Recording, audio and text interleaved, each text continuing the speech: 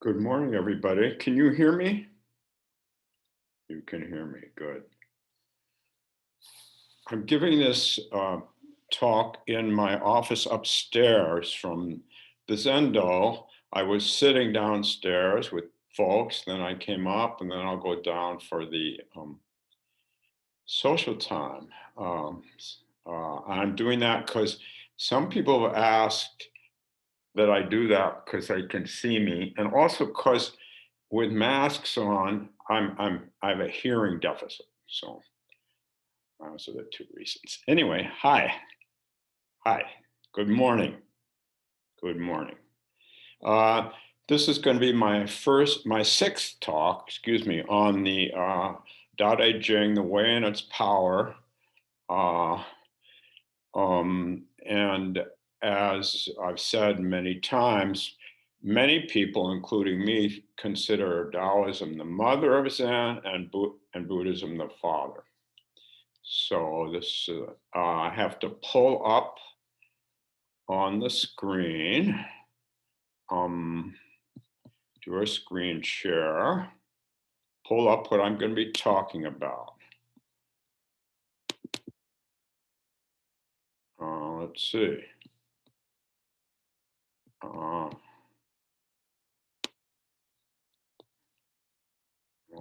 Okay. Let's see now.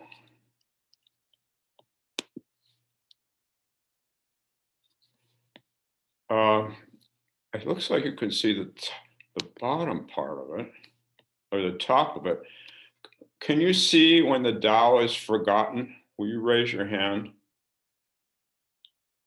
Okay, and then I'm going to have to be able to scroll down. Oh, yeah. Okay. Thank you for indulging me. I'm just learning how to do this. A little slow.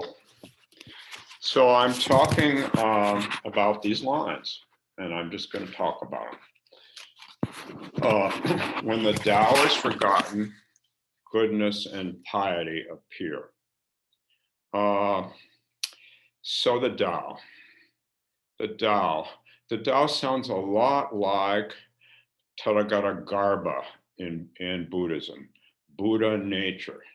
Tathagata mean Buddha, Garbha mean nature or womb. Tathagata Garbha, Buddha nature or Buddha womb. And Lao Tzu describes this womb, this nature, this Tao, as deep, dark, still, from what all life arises and to which it returns. But we overlook it. It's underneath, and it's the inner being of everything that is manifested from and returns to that womb. And it's more overlooked this last couple of years in our society. We don't seem to have an anchor. Well, when there's chaos outside, we feel it inside. And the social mores and norms that hold society together are kind of not there very much. So Taoism and Confucianism rise together in the 6th century. And Confucianism is a wonderful counterpart to Taoism because it stresses social mores, norms. But Lao Tzu points out that it misses the deep inner being of all life underneath those norms. So they're a wonderful complement to each other. And throughout history, in China, we see them playing out and complementing each other. Even though they're apparently conflictual, they're just not. When the Tao is forgotten, goodness and piety appear. When the body's intelligence declines, cleverness and knowledge take over. So this frail body of ours, this wasting away Dharma container, is deeply intelligent. It's intelligent. It's got its own intelligence. It's got its own Buddha nature, which is whole. It's whole. And that's in contrast to the self, the small Tim or Bill or Judy or Ann, which comes out of that too and needs to be taken care of, but which is a fiction because it's made up of the five aggregates. We make contact with something, we have sensations, we have perception, we have impulse, and then we have consciousness. The fifth aggregate, consciousness, takes over the whole thing and wants to dominate. And so we get cut off from the body's intelligence. When the body's intelligence declines, cleverness and knowledge take over. And I'm going to be doing a workshop in a couple weeks in which we practice working with the aggregates, dehypnotizing ourselves from the dominance of thinking, worrying, comparing, so that we just come to our senses. Just come to our senses. Contact, sensation, perception, impulse in Buddhism. And then consciousness too. But consciousness doesn't have to control everything. It feels freaked out. It feels scared. That's why it does it. So instead, we wake up.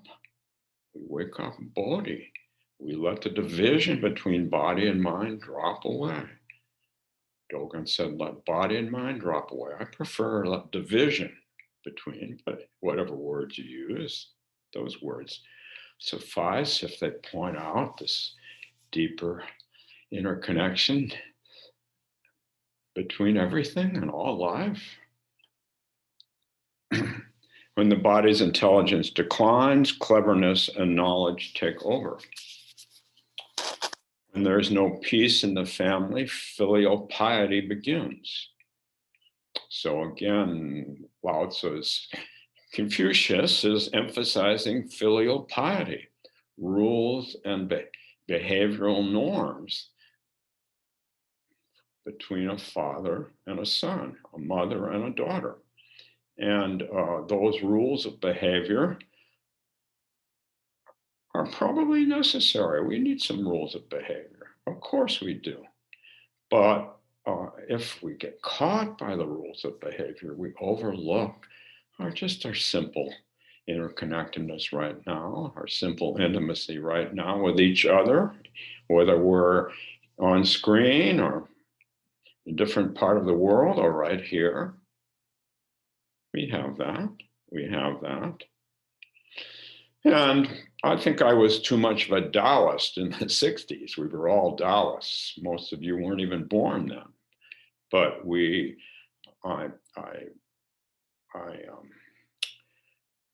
I dissed my father because he was for the war.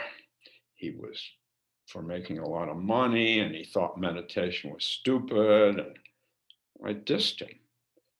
But I wasn't a real Taoist. I thought I was a Taoist. It was a fake Taoist because inner being.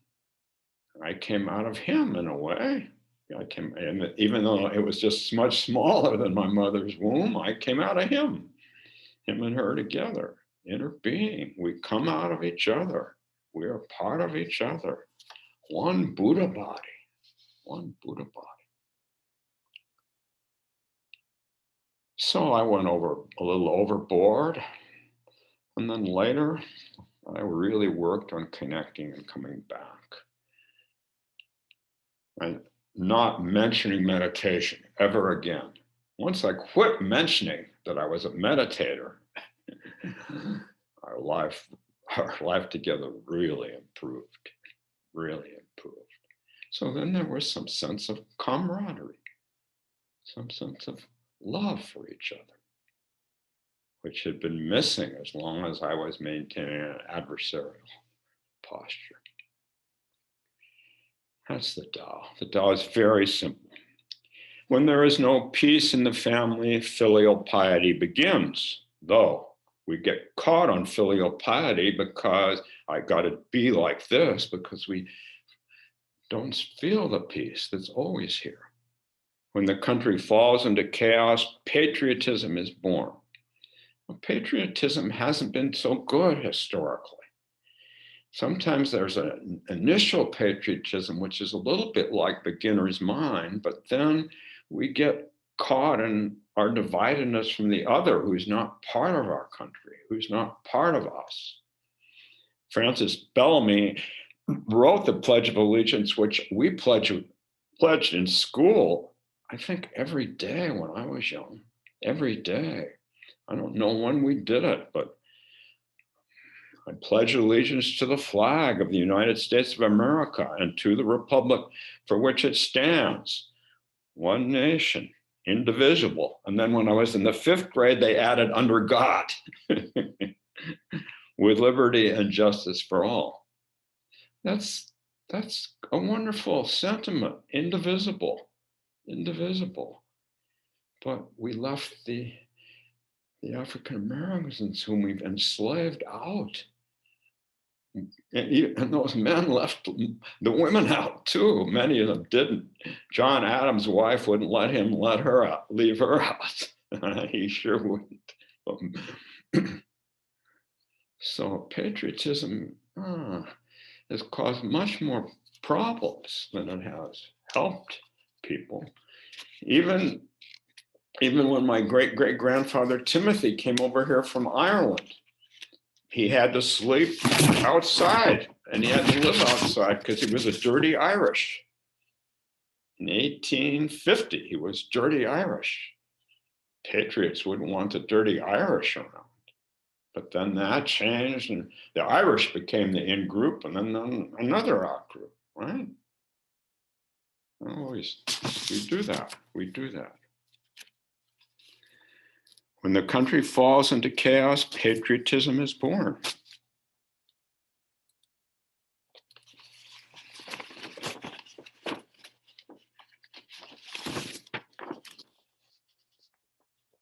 So let's live wakefully. Let's dehypnotize ourselves and just come to our senses. Now, Fritz Perls, a psychologist in the 60s, had this expression, lose your mind. He was also thought he was a Zen practitioner. Lose your mind and come to your senses.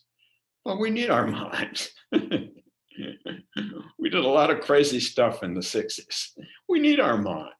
We don't need to lose our mind to come to our senses. Actually, from the Buddhist point of view, mind is one of the senses. It's the 6th sense. We need to honor it. Lucky to have it. Lucky to have it.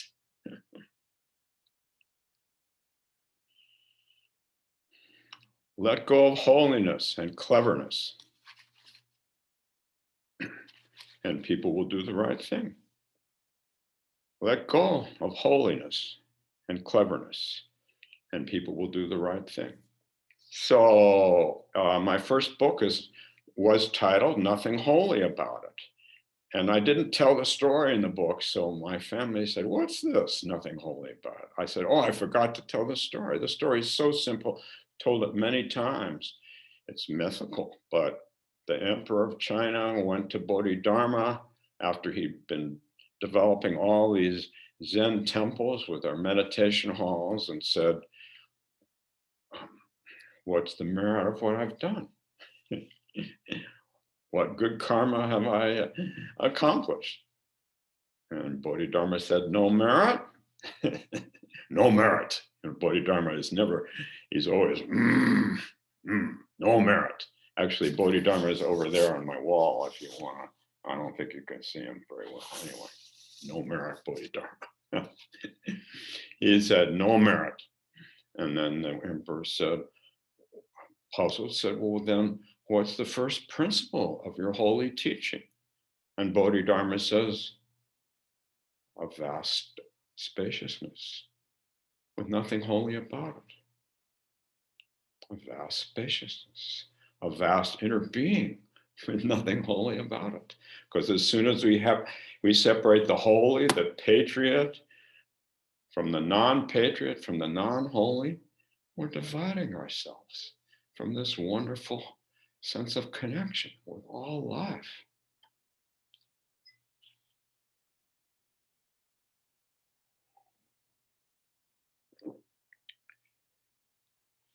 No first principle and nothing holy about it. Let go of holiness and cleverness, and people will be 100 times happier. So I used to tell my teacher, well, I don't used to, my first teacher, the first year or two I was practicing, we chanted the Heart Sutra every day. And I said, explain this to me, please. I don't get it. It doesn't make sense. And he said, just chant it. Just chant it. You can get it in you. I will explain it to you once you get it in you. So we just chanted. I just chanted. But I'm impatient by nature. So I said, come, will you please? I didn't say, come on. I wouldn't have done that. Sensei, now I've been chanting it for a year. Just explain it to me. And he said to me, and of course I was a Stanford student, if you are too clever, you will never understand our way. Just chant it twice. Or he didn't say that, but that's what I thought. He was never like that. But so we just chanted. I just kept chanting. Just kept chanting it. Because if we're too clever, we gotta get it organized in our head. And it's already organized. Inner being's already organized. So this is letting go of our neuromuscular lock. We get a neuromuscular lock, and then we have the potential to let go of it and open up to this wonderful stillness that's right here, which we can call Tao or Tathagata Garbha or the Godhead, in which there's no trace of God, whatever we want to call it. We letting go of our neuromuscular lock. Two of my habitual neuromuscular locks are, well, I'll just talk about one today. The second one is absent-mindedness. And you would think, well, that's not a neuromuscular lock, but I can tell you why it is. But I'm not going to talk about that today. I think my worst one is the world revolves around me, which I got when I was very young. The world revolves around me as the first child, the first male grandchild in many generations, the gifted child, the best in his class, the leader, the potential CEO when I was 2 years old. I never said that, but they did say that over and over again. So that becomes my neuromuscular lock. And then I end up hurting myself or hurting others. And my grandson, my youngest grandson, who has dysgraphia, he's got a neuromuscular lock around his dysgraphia because he's the worst student in the class. He says, oh, I'm the worst student. I don't want to go to class. And my daughter tries not to label him, but he has a sense he is the worst. They give grades. It's not an open school. And so he feels that he's the worst. So my daughter is emphasizing, oh, he likes to do the piano. You can play piano. Look how good you are. And he's good at piano. You don't have to, dysgraphia means trouble reading. In case you didn't know, I didn't know what dysgraphia meant before 2 years ago. Dysgraphia, can't read. He can't read. He's 12, but he can play the piano and he can play golf. And he's trying to read, but he can do that and enjoy that, and that helps him let go of his neuromuscular lock on not being good enough, not being good enough. Let go of holiness and cleverness, and people will be 100 times happier. Let go of morality and correctness, and people will do the right thing. So doing the right thing is deeper than a moral rule or moral code or some idea of morality. Correctness is inner being. Everything is in flux. Everything is communing with each other all the time, all life. Wow, wow, wow. We cover it with some idea of morality and correctness. And I cover it often with a different kind of neuromuscular lock. Everybody has a different kind, but mine is pushing what I want to do forward in spite of feedback from others. And I'm really not even thinking I got the feedback when I didn't. So when I do that, I just apologize and then I pledge. I pledge to sink into inner being. Next time the lock comes in, to just breathe through it, breathe around it. Let go of morality and correctness, and people will do the right thing. Let go of profit and loss, and there won't be any thieves. I'll have to move up my screen here because I want you to see to the bottom. Yes, okay. Let go of profit and loss, and there won't be any thieves. If these three aren't enough, just stay at the center of the circle and let all things take their course. T.S. Eliot's still point of the turning world, always here. Often we don't feel that way, especially this last couple of years. We don't feel that way. We feel cut off. We feel agitated. We feel depressed. But then we do Shikhan practice. Shikhan Taza, just to sit. But as I've said, and as other teachers have said, my teachers said, can be any activity. We just marry ourselves to the activity. Shikhan, do the activity. My second teacher, Katagiri Roshi, who is the founder of Minnesota Zen Center, told us a story many times about living at a Heiji monastery in Japan when they had basically no food. After the World War II, it was very hard. They would have so much rice and then they'd run out. They'd run out of food, and he's the assistant tenzo. So his job is to go out and find weeds.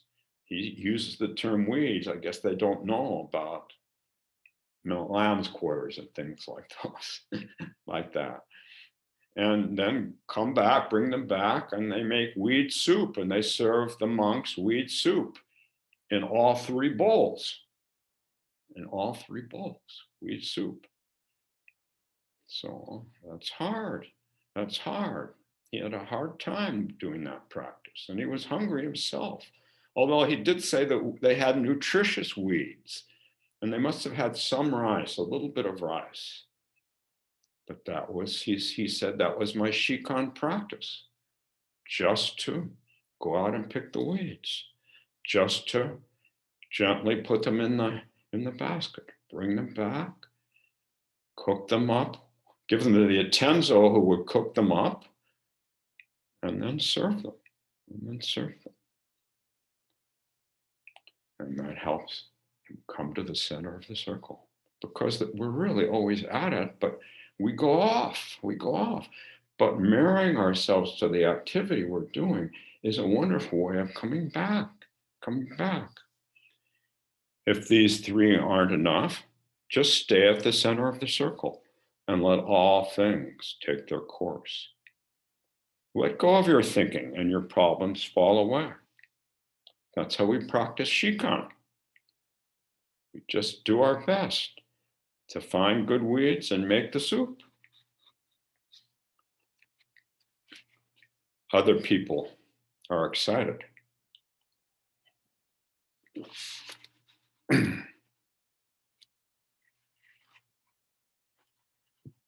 Oh, I have to scroll down.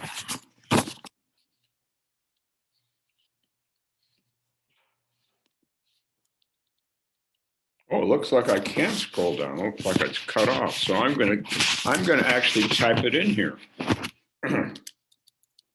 Other people are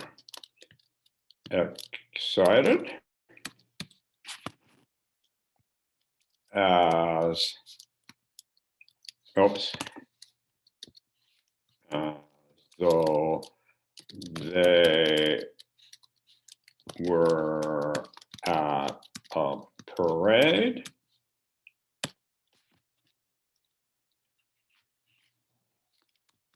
I enjoy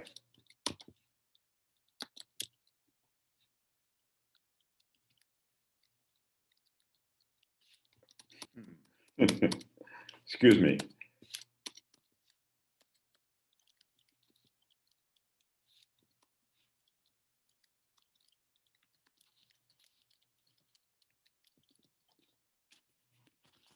Other people are excited as though they were at a parade. I enjoy just being completely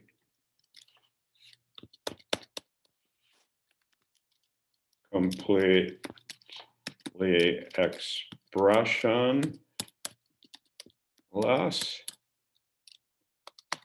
like an infant sound asleep.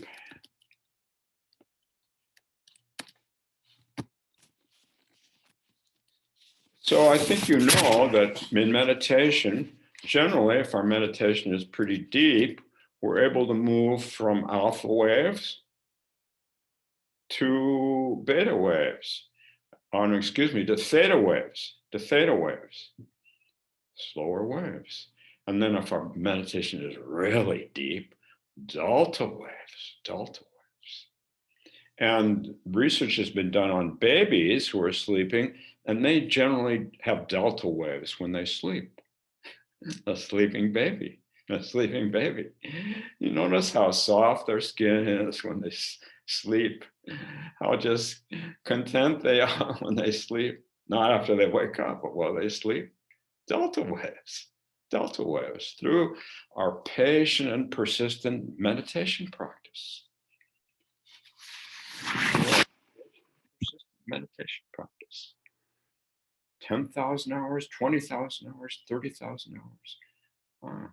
After a while, we just get a little discouraged, but we just keep at it. We keep at it. Other people cling to their own. Oops. Oh, now you want to.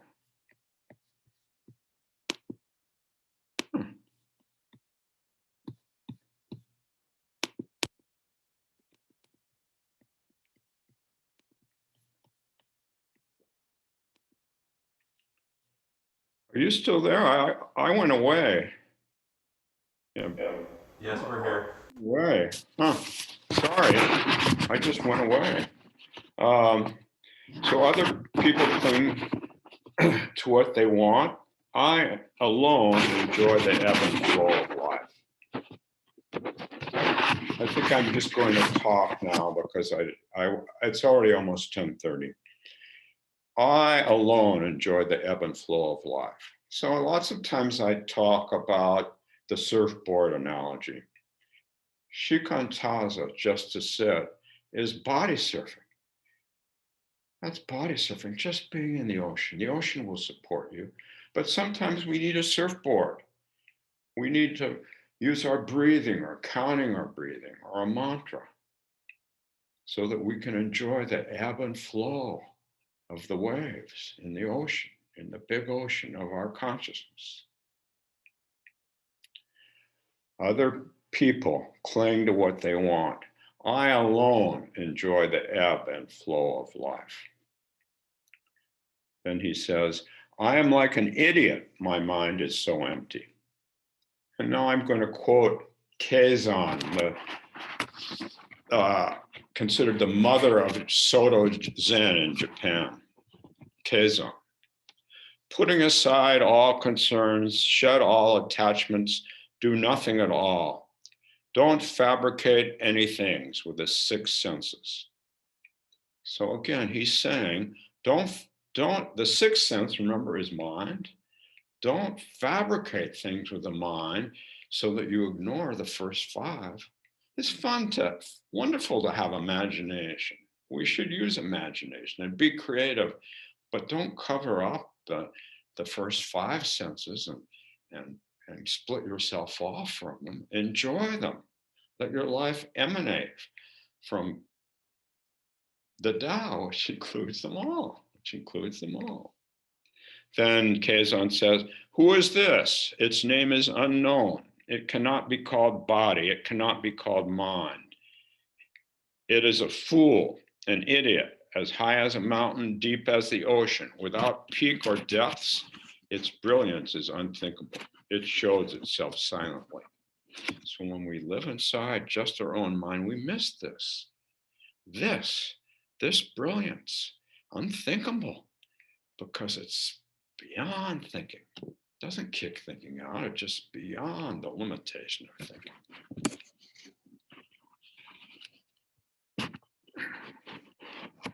So I'm going to tell, before I end, I'm going to tell one story and give one quote from my book that I'm working on right now. So we identify with any feeling or thought or story or idea. It's just natural. So I met my teacher in San Francisco one day, many, many years ago, walking back. He was walking back from the grocery store and he said, look what I have. And he opened up his sack and he had vegetables inside. I looked and I thought, oh, And he said, then he looked at me and he said, only 2 days old. And immediately, what had looked like beautiful vegetables looked awful. And I was appalled, although I didn't say that to him. Remember, he's a monk from Japan, where they didn't have much food. So for him, this is wonderful. This is wonderful for me. And he said, oh, come over tonight. I will make soup. And I said, no, thank you, Sensei. I got to go. And I went on the street. So our preconception, right? He probably made wonderful soup with those 2-day-old vegetables. None of them were rotten, although the minute he said 2-day-old, they all were rotten in my mind. Isn't that quickly? We grab onto these things quickly. And then he says, other people are bright, I alone am dark. So again, other people cling to what they want, I alone enjoy the ebb and flow of life. I am like an idiot, my mind is so empty. Other people are bright, I alone am dark. So I talk about this in my book that I'm working on right now.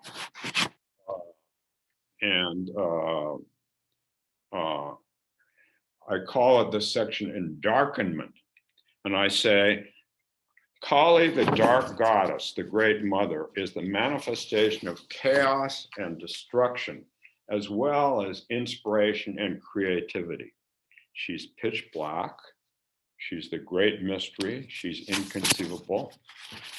What I don't say is that she's Tathagata Garbha, that she's the Tao, but it doesn't matter what you say. She's here. She's emanating us. Then I go on to say, you may have an enlightenment experience and believe some aspect of reality has been revealed to you, but what can we say about endarkenment? Nothing. This womb, our womb, is totally dark, but it is not anti-light. It includes light, inspiring us to birth something wonderful in the world, even if it's just weeds for weed soup. I don't say that in the book, because within darkness there is light. So his last couplet that I'm going to end on is, just stay at the circle, just stay at the center of the circle and let all things take their course. So when we don't have enough of what we want, we all have enough food, but we don't have enough psychological interpersonal nurturance. Finally, a group of people is back at Zen Center today. Wasn't it wonderful to see each other? And some of you still are home. It's a cold day today, or maybe you don't want to take the risk. Or maybe you're in a different state. Just stay at the center of the circle. It's always here. Let all things take their course. Sometimes we have to, our job is just to go out and gather weeds for weed soup, to make soup, and we feel like we're not at the circle. But if we just marry ourselves to that activity, whatever it is, we manifest that stillness. We feel that. Dogen calls this actional understanding, actional, Actional. Any understanding that's just in our heads isn't alive.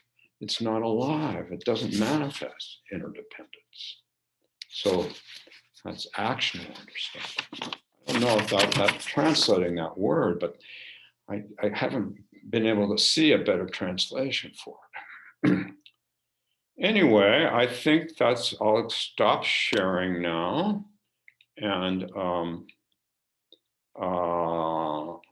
see that there's some time for questions or comments. Happy to have questions or comments from anyone.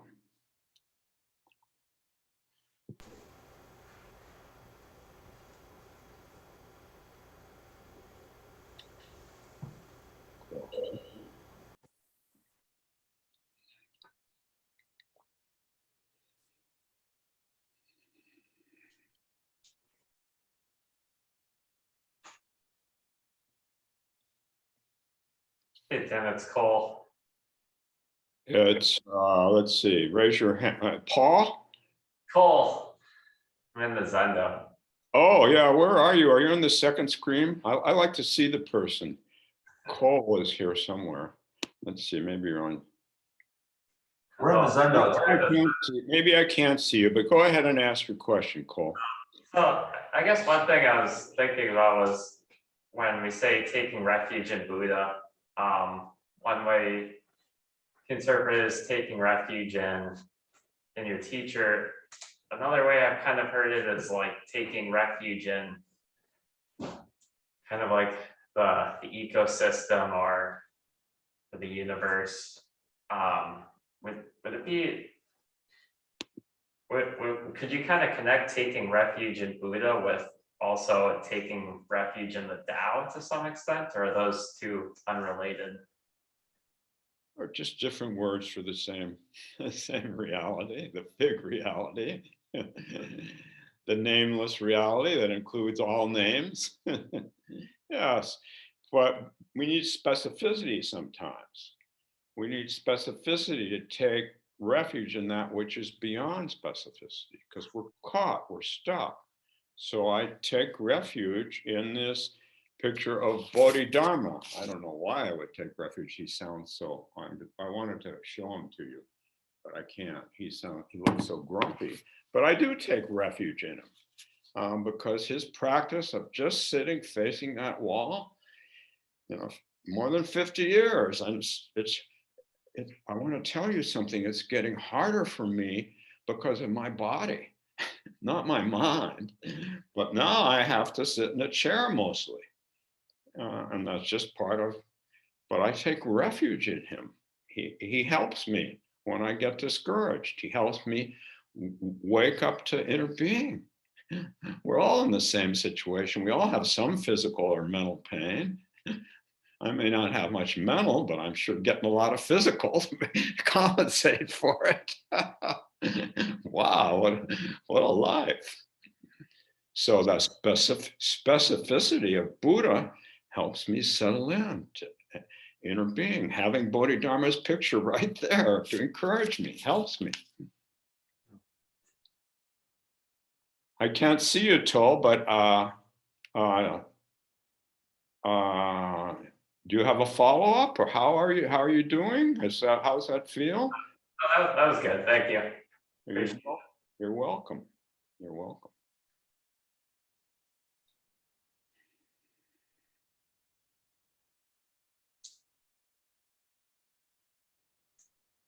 What else? Who else? If you don't have a question or a comment, maybe you'd like to tell a story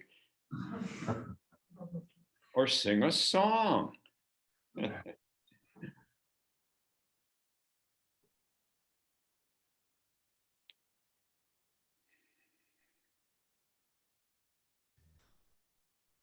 Tim, Raymond. Raymond, let's see. Raymond, see if I can find you. I'm not using my camera, so. Oh, okay. Well, I don't No. need to find you then. Okay. Not a comment, just thank you. It is great to see you. Thank you for this talk. You've given me a lot to think and meditate over. Thank you. Oh, you're very welcome. You're very welcome. I look forward to seeing you, Raymond. I will see you again someday. Oh, actually, we have an appointment to actually see each other. Are we? Yeah, I think we do. Saturday at 8 a.m. Is it in person or on screen? It can be either, but right now it's screen. Oh, okay. Actually seeing people in person. Wow. Exciting, isn't it? And not that it isn't exciting to see you guys on screen.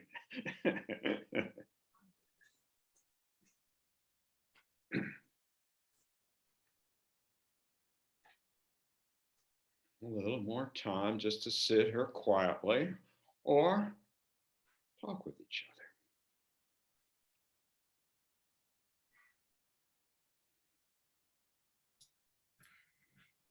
Good morning, Tim. It's Margaret. Hi, Margaret. I wanted to thank you for this. I probably read this half a century ago with absolutely no understandings, and so it's nice, I'd be coming back to it.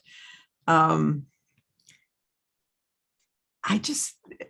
been thinking a lot about this living in chaos lately, and like everybody, especially on a cold morning like today, you're very tired of the cold. You're very tired of COVID, and you're tired of what governments are doing right now. And so, this sense of chaos is very strongly felt, I think, by a lot of us. I think I take a lot of comfort in this text, and it's so old. It's been around for so long, and yet it still rings true. And it's comforting to know the Chinese survived for so long, and maybe they're not as good as we'd like to think they are, but they certainly have been able to offer us a great deal. I don't know. I think that is the value of our practice, is that you have to sit with something that's not very pleasant, but you're urged to stay there. And I know for myself, I've noticed, the things that I've been able to change my own thinking by just kind of sitting in the middle of this mess. So I just wanted to let you know I was grateful for this reminder. Well, thank you. Thank you. Thank you. And I'm grateful for you for your willingness to just keep doing Shikhan in spite of it all.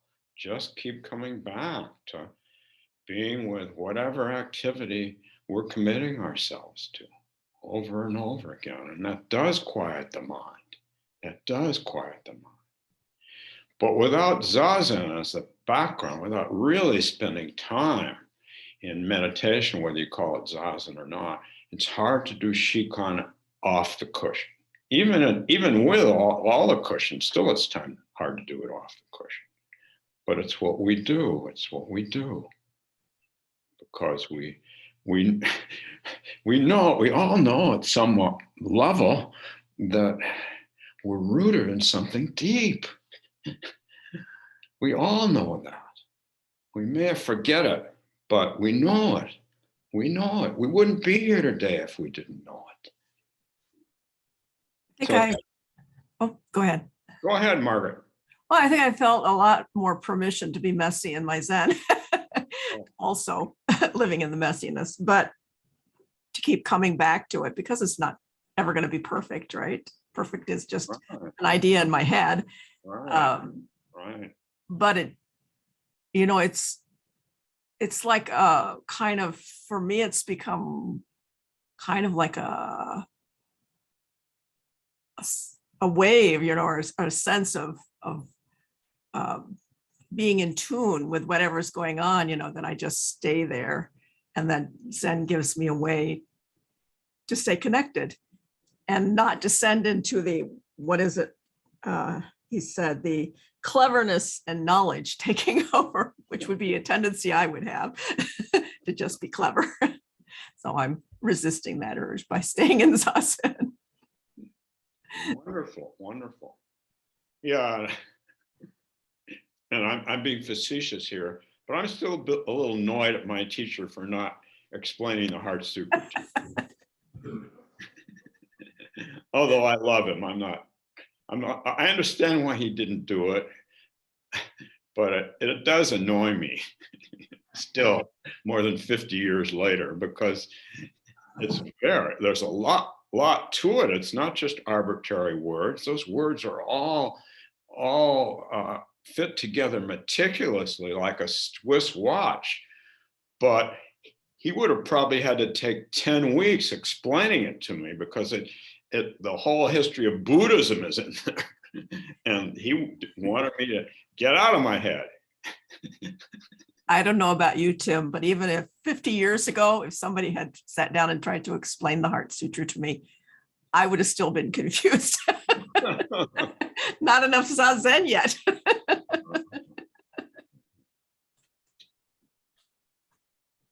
Well, time for one more, or we can just set it 2 or 3 more minutes. Tim, this is Tom. Oh, hi, Tom. Hi. Thanks for the talk today. I've really enjoyed your talks on Taoism. It's something I have only had vague awareness of, and it's intriguing me to dig into it more deeply. Something arose for me when you read the passage, when the body's intelligence declines, cleverness and knowledge take over. And then you said at some point, consciousness wants to take over. What I notice in my practice is that often anger and delusion and anxiety arise in my body first. Yes. And emerge from that. And sometimes my consciousness is sort of like a magnifying glass that I can use to start examining that. And so consciousness becomes very useful to me. Good. So if we're practicing bare awareness, instead of consciousness chattering, we can bring it back to the projection that it's showing us in terms of pain around my heart or pain in my neck. We can do that, and that's just wonderful. Consciousness has a laser beam potential, but we disperse it with all this stuff. But as one of the 6 senses, it's vitally important in doing just what you're talking about, Tom. Good for you. Thank you. Tim, I had a question. Sure. I wonder if you could speak to, he mentions the circle with the point in the middle of it Yes. in the text. Can you say something about that? Well, so this is a Buddhist and a Taoist metaphor and a Native American metaphor, that there's a circle of life, that all life is circular. It's not square, it's circular, because everything is flowing. It's a circle of life. And we get caught on the periphery by all of our worries and concerns, or our discouragement or our anxiety. But the center of the circle is always still. It's always still. And if we could just come back to the center, and as I was saying today, through our meditation practice, through our 3 treasure practice, through our Shikan practice, we're coming back to the center. We're coming back to the center. But the center is always here. And there is some poem, I think, is it Keats or Yeats has a poem about the center holding. The center will not hold, but actually the center always holds. Tim, you're Irish. What's the phrase about the center holding? Yeah, I believe that's Yeats, Yeah, Yeats. but I guess he didn't know Shikantaza. I guess not, although he is a wonderful mystic. Yeah. He really is wonderful. But the center does hold. It's not trying to hold. Everything emanates from it. Everything emanates from the stillness of Tathagata, the Buddha womb. But you don't need to say Buddha womb, that's extra. Circle does hold, it holds us, it embraces us always. Even when I think I'm the center of the universe, as I got acculturated to do, more than you guys, way more than you. And then I hurt someone. I can come back to the center, breathe, apologize, feel the connection with everyone and everything. So now it's time for me to pass this on to the dawn, and I hope you all have a good day. Thank you, Tim.